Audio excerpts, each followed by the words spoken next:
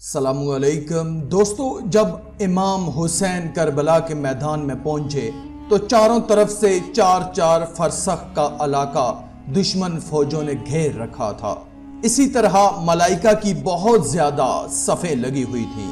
ایک طرف ملک منصور نامی فرشتہ کئی ہزار کا لشکر لیے، دوسری طرف ملک نصر نامی فرشتہ کئی ہزار کا لشکر لیے، ایک طرف حضرت جبرائیل علیہ السلام کئی ہزار کا لشکر لیے، اسی طرح ایک اور طرف میکائیل علیہ السلام کئی ہزار کا لشکر لیے، فرشتہ اسرافیل علیہ السلام، فرشتہ ہوا، فرشتہ دریا، فرشتہ پہاڑ، فرشتہ دوزخ، فرشتہ عذاب، ان میں سے ہر ایک فرشتہ کئی ہزار کا لشکر لیے امام حسین علیہ السلام کے ایک اشارے کا منتظر تھا۔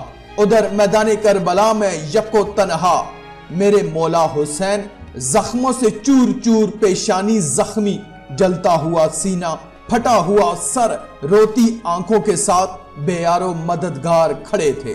جو ہی سانس لیتے تو خون فوارہ بن کر ذرا کے سوراخوں ٹپک رہا تھا، لیکن آپ ملائکہ کی لگی صفوں کی پرواہ کیے بغیر اپنے خالق سے راز و نیاز کر رہے تھے، کسی ایک طرف بھی نگاہ نہیں فرما رہے تھے۔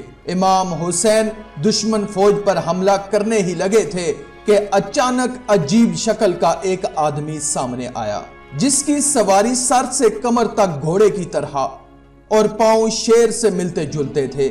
امام حسین کو ادب سے سلام کیا۔ امام نے پوچھا کہ تم کون ہو؟ جواب دیا کہ میں ظافر زاہد ہوں، شاہ مرداں کا ادنا خادم ہوں، میری ساری فوج جنگل میں تیار کھڑی ہے۔ آپ کے والد نے جب بیر العالم میں فتح کے بعد جنات کو مسلمان کیا تو میرے باپ کو ان پر حکمران بنا دیا تھا، ان کا نام راحیل جن تھا۔ باپ کی وفات کے بعد میں بادشاہ بنا ہوں، سب جن میری رعیت میں ہیں، حکم کریں کہ میں اپنی فوجیں لاؤں اور آپ کے دشمنوں کی روحیں کھینچ لوں۔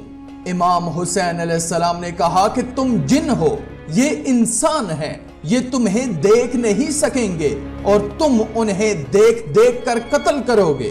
ظافر جن نے کہا کہ بدر میں بھی تو فرشتے دکھائی نہ دیتے تھے۔